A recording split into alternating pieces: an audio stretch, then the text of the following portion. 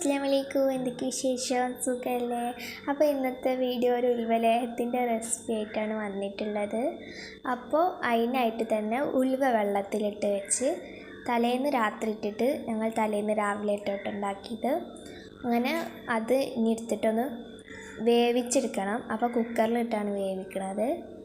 പിന്നെ കുക്കറൊക്കെ അടച്ച് വെച്ച് കുറച്ച് വെള്ളം മറന്ന് വെച്ച് പിന്നെ ശർക്കര ഉരുക്കണം. എന്നിട്ട് അതൊന്ന് അരിച്ചെടുക്കണം.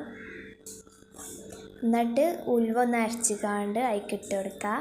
പിന്നെ തേങ്ങാപ്പാൽ 1-ാം പാലും 2-ാം പാലും പാർന്ന് കൊടുക്കാം.